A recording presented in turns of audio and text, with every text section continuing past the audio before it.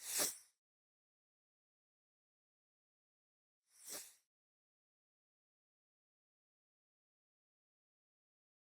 alaikum wa rahmatullahi wa barakatuh. Welcome back to the realest podcast in the dunya, the Three Muslims. If any of us sound tired or look tired, bro, it's because y'all don't know what has happened in the last 24 hours, subhanAllah, but we still made it. How's it going, Gabriel? Salam. Alhamdulillah. Alhamdulillah. So, common question we get today, I'm just going to go right into it, is why do men need to marry multiple wives? Why do men have to marry multiple wives?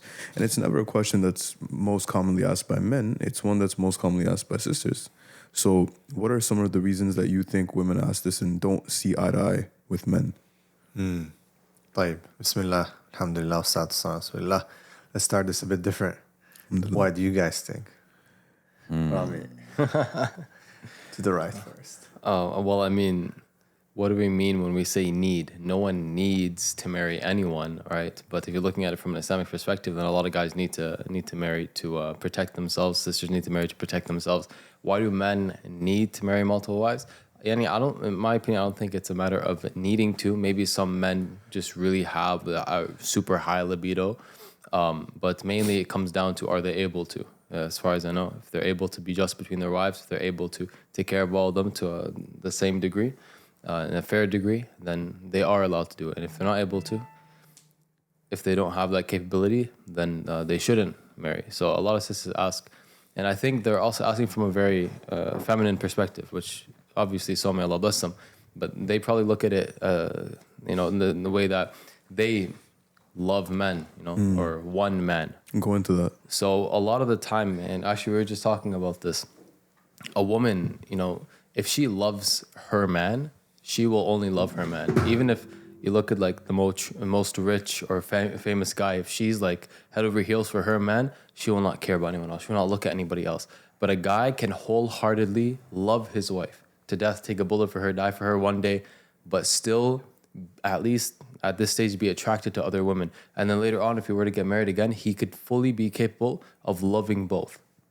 And at the end of the day, bro, like, this is not just some red pill nonsense or anything like this. It's firmly rooted in Quran and Sunnah. The proof is Allah has made it impossible for a woman to simultaneously be with two men at the same time. Not like in an instant, but married to two men at the same time. It's impossible, bro.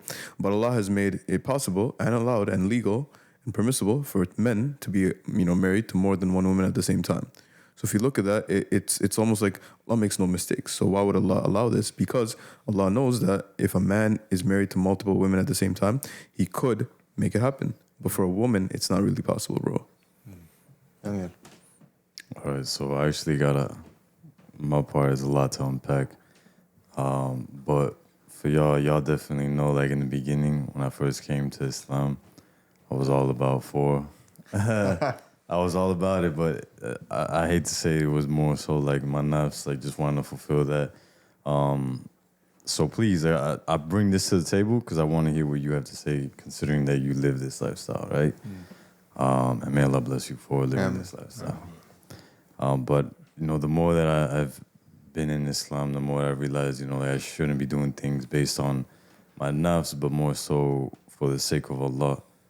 And I'm under the impression now that it's if Allah guides you to marry one, then you marry one. If Allah guides you to marry multiple, then you marry multiple. If Allah guides you to marry none, then you marry none. But it all has to be under the guidance of Allah and not under for your own sake. Like you wouldn't marry a woman. Let's say you have one wife, right? She takes care of everything for you. But there's another woman who, let's say she's younger, she looks better, and the only real thing that she's bringing is just more halal sex. How dare you? Right? Like, in my opinion, in my view, in my mindset, I see this as like, okay, I'm going to praise the heart on it, but Allah is probably going to guide me in a different direction. Like maybe if it's, let's say, a woman who's, she was married, she got divorced, she has multiple kids, she's older, and she needs a spouse, and I pray about that, like, it would make sense if Allah guided me in that direction. But again, this is where I would like to see what you have to say on this. What do you think about that? I think we're saying different things. A lot of it is correct. Like obviously, in the first and foremost, it's about intention. Everything should be done for the sake of Allah. Actually, even fulfilling our needs, as the Prophet ﷺ said. The Sahabas were a bit shocked. They said, Ya Rasulullah, you mean that when we have intimacy, we get rewarded? He said, wouldn't you be punished if you were doing haram? It's very deep. Some people think, no, it's taboo, sex, intimacy. But it's not. In the end, everything you do for the sake of Allah is for the sake of Allah. In Islam, it should be. Niyyah should be there. And definitely, it depends on the man, it depends on the circumstances. And I think the question is, why do men need... Why do men want multiple wives in the first? Because women, like, they really can't see eye to eye with a lot of that. You know, I think not all the women. I think a lot of women see it. Yeah. They usually see it after having experienced life a bit more, gotten out of the whole deception of Romeo and Juliet type of lifestyle. I was also gonna say, like, a lot of women in the West that have been westernized, they've been programmed by this whole one woman man narrative. But even that's now, see, with conditioning and propaganda, it's like one thing works, then it's like it loses. It's not trendy anymore. So now you have like polyamory, which is huge in the West. Subhanallah. It's not polygyny. They rebranded it, right? They rebranded it, but it's there. It's the same thing. Well, the same thing, but one man, multiple women. Yeah. No, one woman, multiple men. No, polyamory goes the other way as well. One man, two women, and so on. But there's a lot of like threesoming and all kinds of stuff, right? Okay. And of course, you have the Mormon version of polygamy. And that's, again, you know, what they call sister wives. Right? And they, I think in early 2000s, they used to have these reality shows about that. So it was already trending. Bottom line is, Akhi, is that things always change. Like right now, it used to be one man, one woman. The women are very into that. They're not seeing eye to eye with men. Why are men looking at other women? Why men desire other women? Now it's like women want more men. Right? It's almost turning the tables. Or they don't care. Or whatever. All kinds of weird trends have. It's not anymore about the whole Romeo and Juliet romance. Yes, there's still women out there who want that. But we can see it change. So, bottom line, I think it needs to go back to the Fitra, how Allah created men and women differently. I think that's where we'll find our answer. What's the Fitra? Define that. So the Fitra is like the natural disposition that human beings were created, you know, from biology all the way to psychology, sexuality, everything. Okay. And there's a lot of misconceptions around that. Most of it has been focused towards men. Like we know a lot about men. And we think we know a lot about women, but it's very little known about women. So there's all these generalizations that are made, just these cliche statements or slogans. Women are just like that. Women are just like this. I think this needs to be explored a bit more. I think it's very premature when people say these things. But bottom line, men have been created in such a way that, as you said, they are by nature polygynous. By nature, not only can they have, because a woman can have multiple men if she wants to. She can, right? Technically, if she wants to, she can. It's probably easier for her. She can, you know, as a woman, she can just go around to this guy, that guy. Easy. Much easier than a man to go to and convince 4 women to be, you know, in the same relationship. 4 men. Yeah. So it's about not whether you can, it's about whether Allah subhanahu wa ta'ala has allowed it first and foremost, right? This is what He has allowed. And it's about kind of like the most possible or best outcome out of that relation. Because you have 4 men, 1 woman. Just, yeah, she can do it, but you know it's not going to work for many, many reasons. When you have a child, just imagine, astaghfirullah, we are 4 husbands of the same woman. I mean, just that thought already, man, we're ready to smash each other. It doesn't work, Yeah, I man. smash you. It just doesn't work, you know what I mean? Now imagine she's pregnant. Who's Okay, fine. There's the ways to find out. طيب. So for 9 months, let's say it's your baby. Are you gonna allow me to go to her? And you know, Bro, it's like, come on, man. It's like, now it's not just about her anymore. It's about your child being in there.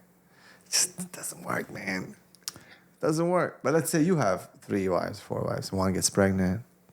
The other one This is the gets assurance of pregnant. paternity. See, the assurance of paternity, you need one man. In no scenario can you assure that. Like, for example, a lot of people don't know this, right? So for women, when they give birth, they know that this is my child. You can't, a woman cannot give birth to a child and then wonder, is it mine? Like, it's coming out of her. Exactly. 50% genetics, it's coming out of her womb. It's hers. She raised it for 9 months. It's hers, right? Mm-hmm. But then for a man, yes, he, ideally it's mine, she's my wife. Ideally, she's not cheating and all this. But he'll never be able to guarantee that. It's almost a subconscious thing, Today, there's always paternity tests and all this stuff, of course. But intrinsically, there's no way for him to guarantee that. So if you add, like, even if it's just his own wife, monogamy-wise, right? He can't guarantee that because it didn't come out of him. It came out of her. Right. Anyone could have knocked her up. But you add 3 more men into the mixture, bro. There's no way that he can guarantee, which one's my child. But if you have one man with 4 women, he can guarantee, if he's pregnant at all of them, he knows it's his child, and each of the women gave birth, so they know it's their child too. Yeah, and just think about it like this. For women, they want one specific man that's like the proper man, like that like high value man, right? If you have 4 men in the equation, one of them is gonna rise above the rest, and the one that rises above the rest, that's the one that the woman is gonna feel like imprinted with, spend the most time with, give the most attention to, Impregnated by. and get impregnated by, because she's obviously gonna engage more. The intimacy, right? So it just doesn't make sense when it's women, like one woman with multiple men, But when we try to understand the wisdom, again, we go back, number one, as Muslims, that Allah subhanahu wa ta'ala has made the rule and law like that. When Allah has made something like that, and we're usually addressing Muslims, we'll explain to the non-Muslims as well, but when Allah decides something, there's no, people can't just argue about it. And you said a lot of women, they'll say stuff like, I can't accept this, this is a wrong interpretation, anything like that. A lot of women, in the worst case, they'll say like, okay, I agree that this is the verse, but I can't accept it. I was just going to say, a lot of women propagate that, I could see the wisdom 1,400 years ago. Mm-hmm. I could see the wisdom 900 years ago. Is it necessary now? Nowhere is in Islam does it say it's only for a specific time period, right? Historically speaking, I think there's always been more men than women. More men die in battle. More men die from disease. More men die from suicide. This is undisputed, unrefuted. So when you look at women today, there's always going to be a little bit more women for men. And that's the thing. Like, why? Like, in the West, it's happening anyway, bro. Like, you look at men, they have a work wife, normal wife, they have a girlfriend, texting buddy, they have one in the gym, they have one they're cheating with. And I'm not saying this is okay. I'm saying this is happening anyway to a lot of men. Where you see in Islam, this is not happening. We have to take responsibility and accountability over these women. We have to provide for them. We have to, make sure they're taken care of, their needs are met, their rights are met, they're fulfilled. I don't see what the problem is, bro. Yeah, you don't see a problem because you're a man, they'll say. Mm-hmm. Right? And obviously, from their perspective, they look at it from a different way. But that's the point that I'm making, is that a Muslim has to submit. That's what Islam means, submission. We could debate it. Trust me, if you would bring a couple educated women here, they'll debate you. They'll say, we have also sexual needs, and we would like more than one man as well. Because, usually arguments that are made in favor of polygyny from a man's perspective will say, we're different. No doubt we're different. We'll say, men are more sexual and they need different, right? Girl will be like, yeah, but I want like this kind of guy and that kind of guy. Like, not women are doing that. They're choosing not just one guy that they like, but they have multiple guys they like. And that's a fact. And women are going to put up an argument against almost all our points. Trust me, even the issue of paternity, like, so whatever, I can control myself. Maybe I don't even want to have children. I just want to have the men. Right? So all these, when you look at the Quran and Sunnah, is there really a justification for polygyny? Is there a rational justification? I haven't seen where because the man wants more women, or because he's more sexual, or he's just got higher libido. Man, some women have more libido than I think where it stems from is in Islam, even in Surah An-Nisa, it specifically talks about lineage. Like, we know that Allah subhanahu wa ta'ala really honors lineage, and lineage is something extremely honored in Islam. And that, I would say, is a great point. Because bro, think about it. Like, because I know you're saying like women can argue that, okay, what if I have multiple husbands and we don't have kids? Okay, but anytime you sign the marriage contract, you get married, there's a possibility anytime you have intimacy that you could have kids. I don't care if you're double strapped up, condom or whatever, like you could still technically have kids. Yeah. And the thing is, you cannot, that assurance of paternity, that lineage, is completely nullified as soon as you add more than one man to the mix. But the other way around, it's not. Do you get what I mean? So in a rational argument, I don't know. So that's a point that I would agree with it from a rational perspective. But everything else in terms of like sex and drive and men are this 100%. And that, I don't think so. If you know female sexuality, that's a big debate, man. Yeah. You could argue that women need it. Women today they can be with multiple men at the same time, bro. So again, it goes back to Allah subhanahu wa ta'ala's rule, His decree, what He wants us to do. And sometimes we know there's a wisdom that's described and sometimes there isn't. And that's the whole point of submission. So putting aside that Allah has said so, then we can discuss other issues, right? As to why and how. And you also said this last episode, you said that just because something is there that I don't agree with doesn't mean it's not the truth. Yeah. Meaning if something could be true and you could necessarily just not agree with it, but it doesn't make it not the truth. Right. You know what I mean? Yeah. Right. We're not like, liberals. Whose truth are we talking about? None of that, bro. Yeah. Rami, what are your thoughts, bro? I see you real Yeah. I see your gears working there. Yeah, I was just thinking back to my my class at I3 and learning about like usul al-fiqh. And one of the things they talked about is taking the hikmah and making it like an illah, taking the wisdom behind something or the perceived wisdom. Like you could say, oh, the wisdom behind salah it gives you peace of mind, and that's true. But does Allah subhanahu wa ta'ala say that, right? Mm-hmm. And can you take any statement as an illah and make a ruling based off that? Because let's say that people were to take as an illah that basically what brother Ustad Gabriel was saying, that it's because of a high sex drive. Well, if you take that as an illah, and then you could say a woman has a high sex drive, would you then be able to apply it to a woman? Right. I see it from that perspective, 100%. No doubt, but so now the question is, so why do men do it anyway? So let's say, okay, there's the theory. We always say there's a theory and what you do, and that's the argument of the women. Like, okay, we can see the theory. Why do you guys do it? Like, we don't have to do it. It's not like it's a fard or something, even though some scholars said that's the default because the ayah starts with 2, 3, and 4. So, but again, the argument would be like, oh, why do you guys have to? You don't really have to do it. It hurts us and so on. Like, it's not applicable in today's society. There's so many issues. Why don't let's address this fact too for the sisters that are watching, that it's not like the fact that women get jealous and extremely, let's say it does bother them. It's not something that's new or something that men don't realize or something that Allah doesn't realize. It's stuck for Allah. You look at, the wives of the Prophet ﷺ, right? A lot of them had jealousy, bro. Did they not? Aisha radiallahu anh, there's narrations that she would still be jealous of Khadija radiallahu anh, and she wasn't even alive, bro. Like that. How is that rational, So you look at that, and it's not something that we dismiss whatsoever. It's just something, it's like at some point you have to forego what you want versus what Allah wants. And there's no compulsion in deen, obviously, right? But at the end of the day, Islam is submission, right? You have a say, okay, cool. But how much can you really do? Sometimes, let's say you're tired, you don't want to wake up for Fajr, bro. But you still know you got to wake up. Bro, let me slide in. Let me piggyback on this because I think that's very important. I think it's first and foremost, like, why do men do this? Just to answer the question, or you have the men that do it for their nafs, and you have the men that do it fisibillah, like for the sake of Allah, right? Now, how can you do something truly for the sake of Allah, or you have to be close to Allah? Like, how can you pray istihara and receive direct guidance and know that this is the sign from Allah, that Allah has like you have no question in your mind, like this is it, this is the sign, and you know it to be the sign. Therefore, you fully submit to that sign. You would only know that if you're close to Allah. So it's like, for men, it's like if they even want to consider this an opportunity or an option, like they have to get close with Allah. Yeah. No doubt.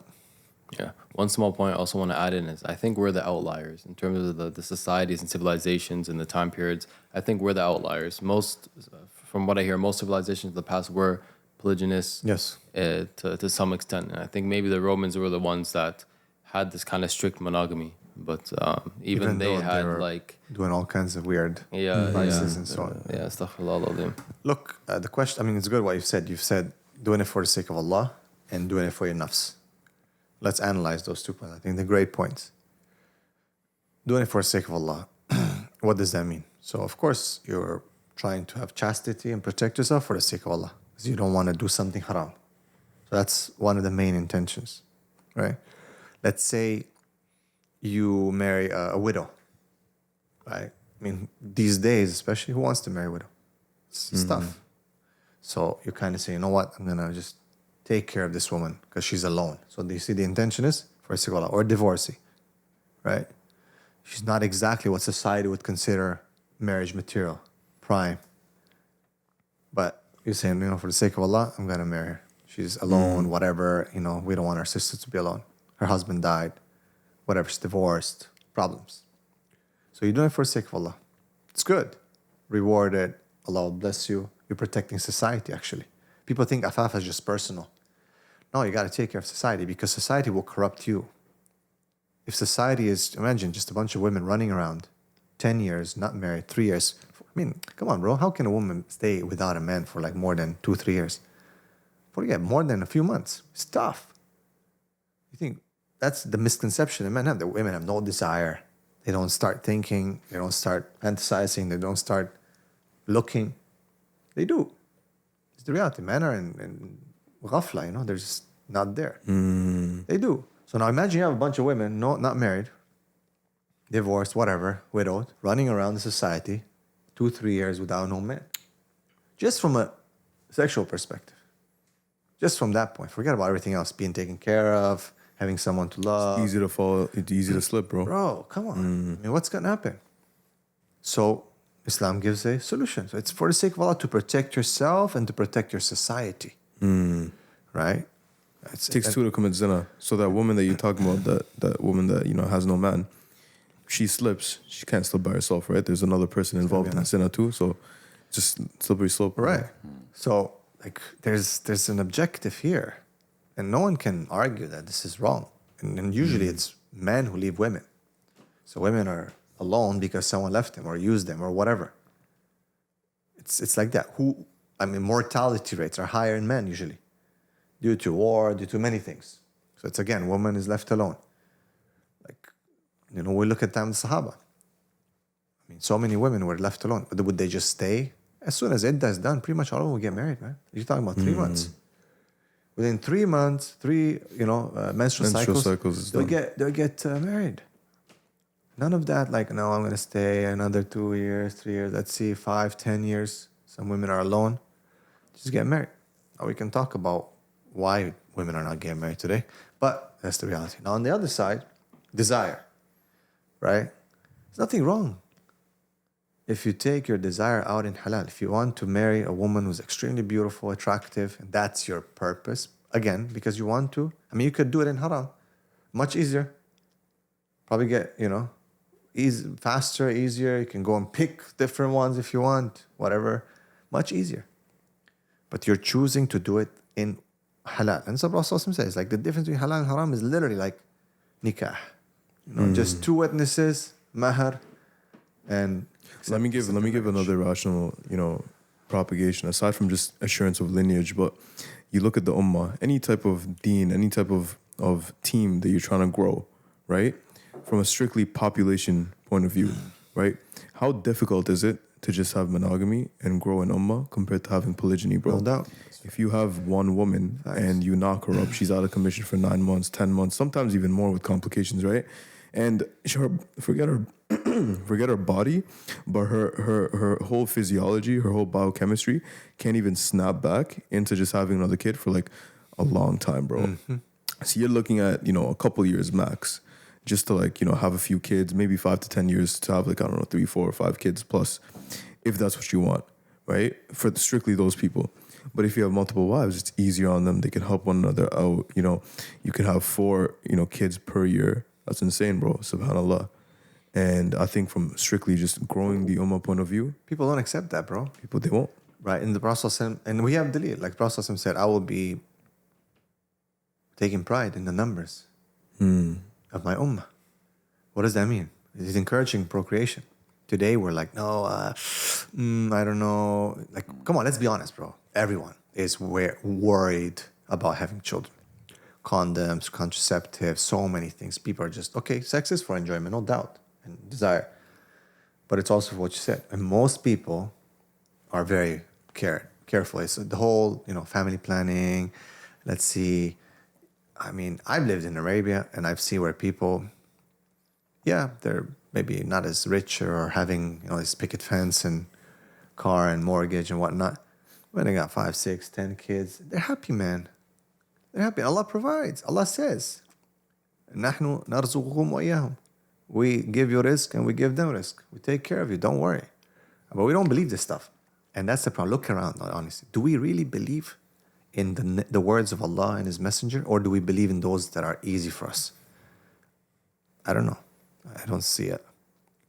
Man, I think it comes back to tawakkul, right? Like, not just for the man, but for the woman, right? So women, they have this problem with men, even the idea of them marrying multiple women.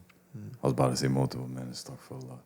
So if the woman is seeing it in that perspective, then she's being controlled by her nufs, because her desires is that she only wants to be with that man alone, right? She wants him to herself. This is a problem. And then it's also another problem where you have a guy who his fitra, like his internal state, is wanting to be with multiple women. And I'm not saying that every guy should be with multiple women. I'm saying, like, okay, what if you are a Muslim man, you are married, right? You love your wife, but you pray istihara and Allah sends you direct guidance to now marry this woman. Marry this divorcee.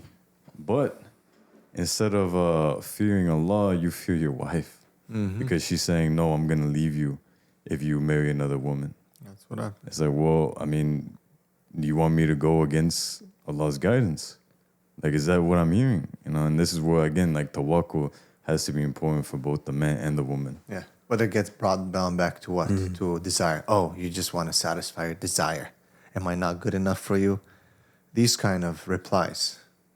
I mean, we don't think from that perspective. Even the most humble man, if he even dares to bring up this topic, he'll be Crucified. He'll be crucified in a second. Like, oh, you want to satisfy your desires. So what?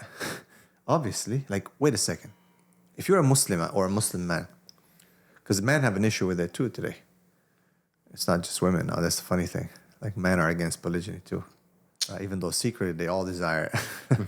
Right? There's a huge thing. I'm Bengali too, so I don't know. I can only speak about Bengali communities and Desi communities, but I'm sure other cultures can relate. But there's a huge taboo and vilification against polygyny in the Bengali community. Even men. That's what I'm talking about. Like, bro, subhanallah, men today and families today, astaghfirullah, I'm not generalizing, but I've seen many, they'd rather their daughter becomes a prostitute today than be a second wife. Akhi, wives are saying, I've heard this so many times, let him go to a prostitute when he needs to, but no marriage. Bro, the Arabs are famous on this. The Arab women. Like, it's no joke. I'm not making this up. And people are watching and they're in, they know what I'm talking about. So why? It's because we can't accept what Allah has decreed, right? I mean, imagine. I mean, here we look at Allah's decree and rule versus also fitra, because it is an issue of fitra too. I still would make that argument. Let's flip the script. Imagine women are allowed to marry more than one man. You think many would take that on? They would do it? What do you guys think? Let's say we are like men are just the law of Allah. Are you saying it's permissible? Yeah, let's say it would be. Let's say it would be permissible for women. It goes against fitra though. That's what I'm saying. It goes against biology. It goes against anything. Right. So there's but a lot of women are saying that. Oh, imagine if we were to be allowed to. How would you feel? Like what? What type of argument is that? I don't think that's a. You look at this. Even if today women don't agree, men, but they know men cheat. They know men. I mean, what do you mean? You're okay with him to go to a prostitute? You're okay knowing that he's watching porn? He's cheating on you watching porn, man. I feel like they know, like, emotionally, there's no emotional connection. You're safe in thinking, I'm okay, he's mine. Yeah, that's what it is. See, and then they're giving the argument, well, imagine that we flip the tables and we would be allowed to marry. How would you feel, right? They make that kind. Yeah. No, because, bro, we would be smashing each other, bro. We'd be killing each other. Yeah. Women, even though they don't agree, even though whatever, in the end, some will just allow it. Some will just close their eyes. Some will just allow it in the haram sense. Yeah. Problem is here, not with them, with knowing the fitra of men, that men are by nature polygynous, is that they're not accepting the rule of Allah, man. Because you can make a bunch of arguments back and forth, flip the tables, possibilities, theoretical, philosophical arguments. In the end, this is what it goes down to. Allah created us in a certain way. We can do it. They cannot. Not to mention, they won't, even if they would be allowed to, they can't do it successfully. They'll fail within the first, it'll be chaos, as you said. It'll be like, man, massacre, right? And it's not possible. The lineage, the procreation, there's so many things. But in the end, our psychologies it wouldn't work. And it works this way, that men are polygynous. The problem is both men and women are not willing to submit to Allah subhanahu wa ta'ala. Does everyone have to be polygynous? No. Is that like, okay, now everyone has to do it? It's not for women for every man. It's No. polygynous, bro. No, but we shouldn't, if it happens, shouldn't. And Go it's against sad it, that yeah. today people are trying to justify Islamically and whatnot. But looking at reality, I would say it would solve a lot of problems in this society. A lot of problems. And that's facts. I'm glad that you said that because it's more so an issue of today. Because, bro, like the older generation of women, like, it's almost like they just understand. Oh, they They're all understand. right with it. Oh, Like, yeah. Bro, like, even as a non-Muslim, my grandma, may Allah bless her, may Allah guide her. Ameen. Grant her shifa through what she's going through. But every time she asks me, like, how I'm doing, and she asks me, like, if I have any, like, a girlfriend, she doesn't ask, like, oh, do you have a girlfriend? She's like, oh, how many girlfriends do you have now? Like, she's always asking multiple. When I tell her, like, if I'm talking to one, she's like, what are you doing talking to one? Like, you should be talking to one. And this is not me justifying. I'm just saying, Yeah. like, it's more so seen in the women today, Their fitras are a little less corrupted, the older women, Yes. older generations. When you look at the modern, even men and women both, as the generations go on, we get more and more But it's corrupted. possible to have a successful model. 100%. Like, I mean, sorry. Again, people are going to get upset. But let's look at a current phenomenon. The Mormons. Yeah, they have a lot of issues. But if you analyze just the attitude of the females, yes, they'll have drama and whatnot. But if you analyze the attitude of the females and how proud they are of their religion, that their religion encourages them to do that, you'll be shocked. Compare that to the Muslim sisters. I know they try to make Mormons look bad and all these cults and whatever the priest is. Put that aside, man. This is just propaganda. In reality, if you ever talked to one or seen a community, these women are proud of their religion. Are they going to be jealous? Yes.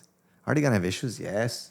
But bro, they're proud. Why do they do it? They don't do it because, oh yeah, rational argument. It's like they'll tell you it's in the Bible. And we want to bring back this. The Christian African sisters. I watched an interview, a debate between a Christian sister, African sister, and a Muslim sister, both Ugandans.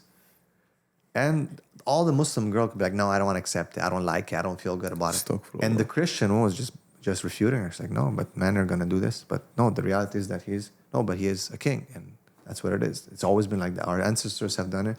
You're ashamed of your ancestry. Like, her arguments were just on point. And here the Muslim is, it's in her Sharia. And here the non-Muslim, you could argue that in today's context, even they believe it's not part of Christianity because it's been abrogated by the New Testament. Right? But no, she's saying no. So it's shocking to India. What is it about? It's about what does Allah say? And is it in line? I mean, are we aligning our fitra according to that? Because then that's when society succeeds. This whole one for one, in the end, okay, this is the default today. Laws are around that and so on. But look at society. Why are we not fixing the problems when it comes to families? Why are families broken? The first fear of a woman and a man when it comes to religion, oh, family's going to be broken, you're a home wrecker, you're this, you're that. And look at monogamous couples. Like, man, it's like disasters. The divorce rates are huge. Because in the end, it's not about polygyny, it's not about monogamy, it's about what did Allah allow and permit. And is it a solution for problems that we have to? And I would argue it's a huge solution for problems that we have to, especially with high divorce rates, especially with men dying much earlier, especially with, forget about that. We're talking about quality of men available, man. Mm-hmm. You know, we're not talking about here, but there's enough men for, no, wait a second. Proper men, quality of men who can really qualify to be husbands. How many do we have in this world? You know, they have this saying in the West that 80% of women sleep with 20% of men. I know. You do the math, that's 4 to 1. Yeah. I would probably argue it's even less than 20%. Right? Because again, what's their qualification? Are they real men? Can they hold the family together? It's not just about having sex, bro.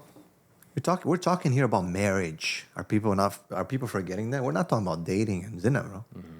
Oh, what do you feel? Your desires? No, we're talking about marriage, running a family, holding a household, holding responsibility. How many men can do that? Monogamous or polygamous? Very few. And then you have sisters who are they wake up, man. I'm telling you. Look, and that's another proof that the fitra will kick in. But first, you got to be slapped a few times around by life and qadr. Then you wake up and you're like, you know what women say, man? They say, I'd rather be with you and share you with 100 women than be with some schmuck, you know, who can't handle. Literally, I'd rather share you with 100 than to be with one guy who's not able to do anything. So some women wake up and they realize it. SubhanAllah. So I do want to ask a bit about the issues that it solves. But before that, I want to touch on a point that you mentioned earlier. Because it really reminded me of two ayats from the Quran, SubhanAllah. In regards to, you know, our choice, if we have a choice, halal, haram, and all that, subhanAllah. So there's a very beautiful verse where Allah subhanahu wa ta'ala, He says in the Quran, it is not befitting for a believing man or woman when Allah and His Messenger decide in a matter, or when the Messenger of Allah sallallahu alaihi wasallam decides in a matter, that they should have any choice in it, right? He also says that it's not befitting for a believing man or woman, or, subhanAllah, what's the ayah? Bismillah ar-Rahman ar-Rahim. They will not truly believe, they will not fully believe until they won 3 qualifications. 1, they make the Prophet ﷺ a judge between them and any of their disputes. So let's say we're disputing polygyny, monogamy, the Prophet ﷺ, he solved that already, right? Yes. 2, they find no ill feeling or discontentment in their heart. That's a very important with point. the verdict. And 3, they submit in full submission. SubhanAllah. Because it's not about I accept it. You're just sitting there because you're gonna explode at some point. You gotta do something. It's about really allowing the iman to penetrate the heart, and you're like, no, this is what Allah is. It's not just I believe in it, but no, I believe in it. I submit to it. This is the best thing for not only him as a husband, but for me as a wife. Yeah. So let's talk a little bit about that. What does that mean for it to actually be beneficial and save relationships and solve these problems? Well, you have obviously the problem of women being single. You see, women, there's poor quality of women today. No doubt about it. They've been attacked, been targeted by society. But in the end, who allowed it? We are in charge. The men are in charge. We keep bragging about it. Yeah, we're in charge. Qawwam. Okay. So then we have to admit that we have failed. And we allowed for these feminists to indoctrinate our women. Imagine you're in a fight, yeah? You're in the ring, and you're being punched and you're being attacked, and you just back down. What's gonna happen? You're gonna get smashed. Because all you do is back down. You don't punch back. You don't fight back. That's what men have done. It doesn't matter how strong you are. We haven't fought back. There's no strong resistance to this huge movement that has destroyed our society. Feminism, on that platform, on that, it was LGBTQ that moved on. I mean, if you feel this was influenced, LGBTQ was influenced by feminism. As in pedophilia, or it already is. And that's why one of the sisters said, why do you think the first letter is L in the LGBTQ? It's because women are at the front, women are at the front. So, but who allowed them, man? We didn't fight back. Now you have red pill. It's not that old. But in general, this whole movement has started many, many decades ago. And look around what it's done. Look around. So we men are responsible. So women are doing their thing. The question is, what are we doing as men? We could take care of this problem. Single women. We could take care of the problem of divorced women. We could take care of the problem of widows. We can take care of the problems of orphans. We can take care of these issues. But we don't. It solves a lot of problems. I mean, why do men have to go and cheat? Why are there strip clubs? Why are there porn shops? Sex, all these things. Men don't feel like they're satisfied. Bro, why are there literally islands with kids, bro? What they're doing today, you know? Bro, have you not seen the one that takes his nufs As his ilaha? It's God, yeah. Right? So that's the most important part, where we live in a society where it's all about how do you Hedonism, feel. bro. You should be happy. You should feel good. You know, your life should be the best life for you. Like everything should be good for you. But it's like, no, it's all for the sake of Allah. Like even if you're suffering, you should be very content if you're doing it for the sake of Allah. Yeah, 100%. You know, and like that's the most important part, is having men come back to that, having women come back to that, because that's what will inevitably bring Islam back to its core. Yeah. You know, Yeah. like that's what will bring the ummah back together. And of Yeah. course, there's other factors. Y'all get the drift. Yeah, and I think that's a really, really good segue for what I wanted to talk about, which is it's crazy because the topic of polygyny almost doesn't start with the topic of polygyny. It's something that's so deeply rooted. There's a verse in the Quran, and man, wallah, imagine if people had this mentality. I can't remember exactly, so correct me if I'm wrong, but it's something, basically one of the prophets, I think, alayhim salam, was saying that my living, my dying, my sacrifice, salah, everything is for Allah, the Rabbil Alameen, the Lord of the worlds, of everything that exists, the owner of everything that exists, subhanAllah. And now people, you know, my everything is for me, my nafs, my desires, my pleasure, and so on and so forth. So it doesn't start with the talking of polygyny. That's why it's so hard to talk about it, because it's something that's so deeply rooted. What's your belief? What's your aqidah? You know, I'm not trying to manhaj check anybody, but checking people here, unfortunately. But it's what is your purpose? Why are you here? Where do you get your morality from? Because if they're not getting, this is something that people don't understand. You are taught. If you're not taught Islam, you're taught liberalism, you're taught secularism, you're taught capitalism, you're taught these things growing up. And if you think that this is just the natural state of a human being, you're wrong. This is the natural state of the human being growing up in the Western society. If you were to go back 1,400 years ago, you'd be so different, subhanAllah. If you're a woman, you'd probably 300 be... years ago, man. Oh, yeah. You going back years ago, you'd probably be polygynist. If you're a woman, or if you're a man, you'd be polygynist. Just a few hundred years ago, subhanAllah. What happened, the 1600s? What were white people saying about slavery and everything? That was the norm. There was even a black man who owned black slaves. Yes. SubhanAllah. What's his name? Not one. It Django? was more than Was it Django? No. No, it was more than that. Not just one. You were seeing that in the stand-up comedy or something like that? You're watching that in something, yeah. There was a black man that Dave Chappelle. Dave Chappelle, yeah. Anyway, So- I mean, that's so true. Yeah. This is what is at the core of the problem. Now we can discuss how it works, how it can work, how sisters can devise different strategies to cope with it.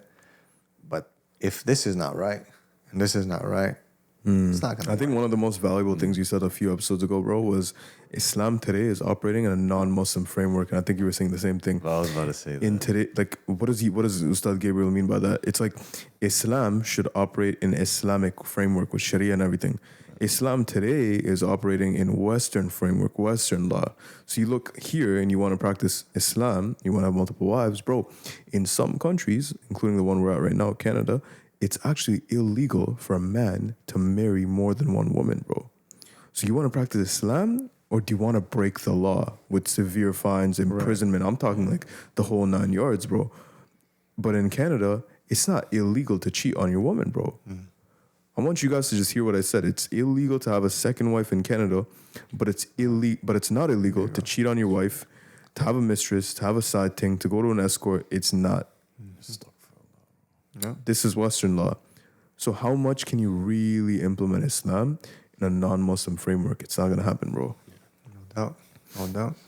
Bro, and I want to just add in here, because you've said this multiple times, not just in previous episodes that we recorded, but I'm talking about a year ago when we were doing intimacy series and you were saying that like in Islam, it's truly about submission. The longer you are a Muslim, the more you realize like you have to submit. You know, like you may not submit now, but at some point or another, you're going to submit.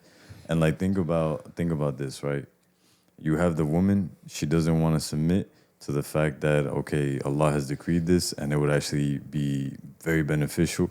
And if Allah guides the man to do so, then she should be more than on board with it. And then you have the man who doesn't want to submit, and the fact that okay, Allah maybe has given him this guidance, but because he fears his woman, he doesn't want his woman to leave him. Then, you know, he's not submitting. He's not submitting to the will of Allah. Yeah, it's a good point. SubhanAllah. Man, I wish we could talk forever, bro. SubhanAllah. Yeah, this is a really good. It is. It is. Inshallah. SubhanAllah. Anything else to wrap up? Closing thoughts? There's a lot to be discussed. Obviously, today we covered the Tip of the iceberg. Yeah. Tip.